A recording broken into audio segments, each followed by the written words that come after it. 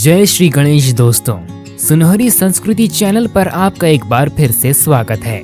हिंदू धर्म में स्त्री को देवी का रूप दिया गया है और वो भी किसी और का नहीं बल्कि देवी लक्ष्मी का रूप। हमारे धर्म ग्रंथों में अक्सर अप्सराओं और दिव्य महिलाओं का वर्णन मिलता है जिनकी सुंदरता बेजोड़ बताई जाती है। आज हम अपने प्राचीन इतिहास को खंगाल कर आप सभी के लिए जो जानकारी लाए हैं उनमें से हम जानेंगे हमारे धार्मिक ग्रंथों के अनुसार कौन सी 10 सबसे अनोखी खूबसूरत महिलाएं थी। वीडियो में आगे बढ़ने से पहले एक बार सच्चे दिल से कमेंट बॉक्स में जय माता रानी जरूर लिखिएगा। अगर आपको ये वीडियो पसंद आए तो हमारे YouTube चैनल सुनहरी संस्कृति को सब्सक्राइब करें। अहिल्या भगवान ब्रह्मा की पुत्री और महर्षि गौतम की पत्नी थी। उसे वरदान था कि वो हमेशा के लिए 16 साल की रहेगी। देवी अहिल्या दिखने में बेहद खूबसूरत थी और पतिव्रता भी थी, मगर अहिल्या की खूबसूरती पर देवराज इंद्र की बुरी नजर पड़ गई और उन्हें पाने के लिए देवराज इंद्र ने चाल चली। महर्षि गौतम के वन में तपस्या करने के दौरान देवराज इंद्र ने उनका रूप धारण कर लिया और देवी अहिल्या के साथ ही वन में रहने लगे। मगर तपस्या से जब महर्षि गौतम वापस लौटे और देवी अहिल्या को देवराज इंद्र के साथ देखा तो उन्होंने देवी अहिल्या को श्राप दिया कि वो एक पत्थर की शिला बन जाएगी और जब श्री राम के उस शिला पर पैर पड़ेंगे तभी उन्हें उनका जीवन वापस मिलेगा। दमयंती। राजकुमारी दमयंती बहुत सुंदर थी। उनकी सुंदरता का प्रमाण इस तथ्य से मिलता है और यहाँ तक कि वरुण देव जैसे देवता भी उसके स्वयंवर में भाग लेने के लिए आए थे और उससे शादी करना चाहते थे, लेकिन उसे निषाद राजा के राजकुमार नल से प्यार हो गया था। महाभारत के पर्व में हमें नल और दमयंती की कथा का वर्णन मिलता है। सत्यभामा। सत्यभामा श्री कृष्ण की पत्नी थी और बहुत ही सुंदर और योद्धा भी थी। श्री कृष्ण जब किसी से मिलने जाते हैं तो सत्यभामा को अपने साथ ले जाते हैं। सत्यभामा को अनुपम सुंदर कहा जाता है। माँ सत्यभामा देवी का अवतार थी और उनका जन्म दुष्टों का संहार करने के लिए हुआ था। उर्वशी। एक बार की बात है, एक ऋषि बद्रीनाथ में तपस्या कर रहे थे। उनकी तपस्या ने इंद्र और अन्य देवताओं को चिंतित कर दिया, इसलिए इंद्र ने नर नारायण की तपस्या भंग करने के लिए कामदेव और अप्सराओं को भेजा। इस कृत्य से ऋषि नर नारायण क्रोधित हो गए और उन्होंने उनकी जांघ पर प्रहार किया। उसी समय वहां से एक सुंदर अप्सरा निकली। वो आकाशीय अप्सराओं से कहीं अधिक श्रेष्ठ थी।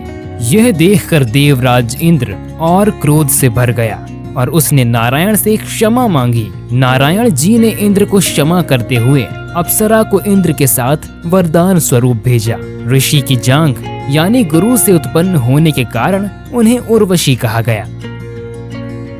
रुक्मणी। रुक्मणी माँ लक्ष्मी की अवतार थी। उसकी सुशोभित सुंदरता को देखकर राजा महाराज जो अपने स्वयंवर के लिए एकत्र हुए थे उनके होश उड़ गए। वो श्री कृष्ण की पहली पत्नी थी। द्रौपदी।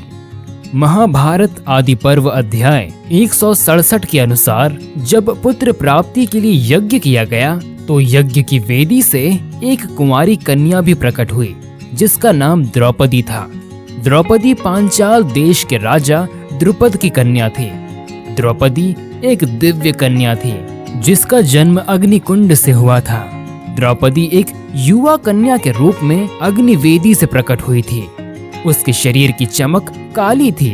उन्हें देखकर लगता था जैसे मानव शरीर में एकमात्र देवी दुर्गा ही प्रकट हुई हों। उनके अंगों से नील कमल की सुगंध चारों ओर फैल रही थी। उन्होंने सबसे सुंदर रूप धारण किया था। उस समय पृथ्वी पर उनके समान सुंदर स्त्री और कोई नहीं थी। मोहिनी।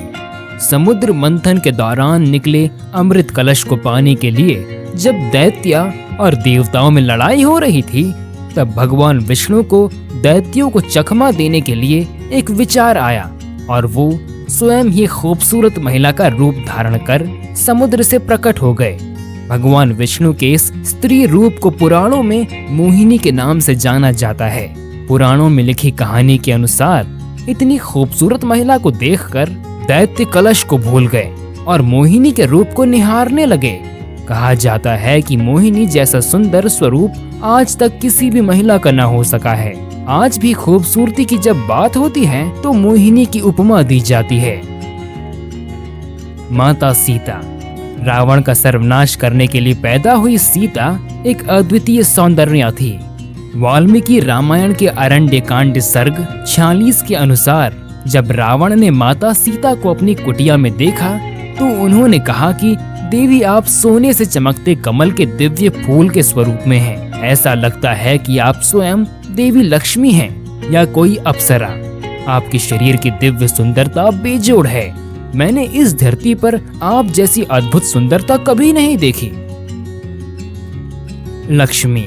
माता लक्ष्मी भागवत पुराण स्कंद 8 के अनुसार समुद्र मंथन के समय स्वयं भगवती लक्ष्मी देवी उसमें से प्रकट हुई थी।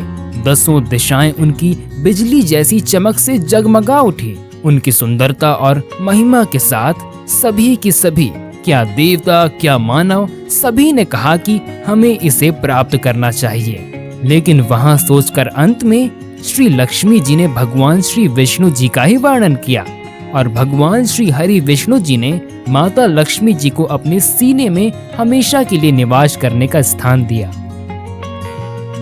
माता पार्वती।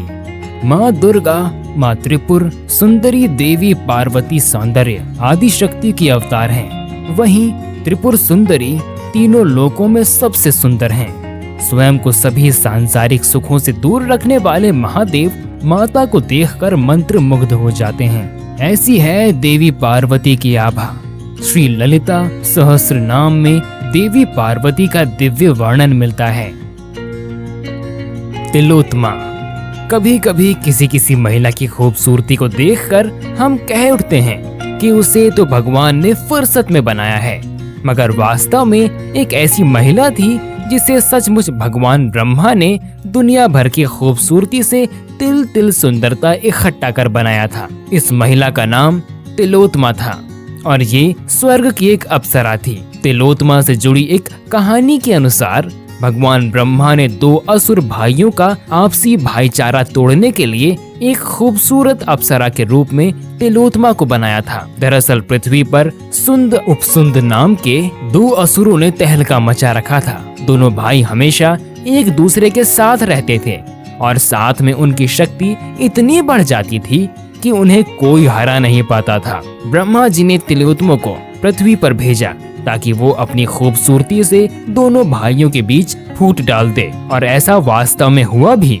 इन सब के अलावा कामदेव की पत्नी रति, सरस्वती, रावण की पत्नी मंदोदरी, देवराज इंद्र की पत्नी सुभद्रा और राधा जी के सौंदर्य का भी पुराणों में उल्लेख मिलता है। अगर आज का वीडियो आपको पसंद आया हो तो लाइक, शेयर और चैनल को सब्सक्राइब जरूर करें। आपका दिन मंगलमय हो। तो मिलते हैं एक नए वीडियो के साथ। तब तक के लिए जय माता दी। यहाँ दी गई जानकारी इंटरनेट पर उपलब्ध सामान्य मान्यताओं और जानकारियों पर आधारित है। सुनहरी संस्कृति इसकी पुष्टि नहीं करता है।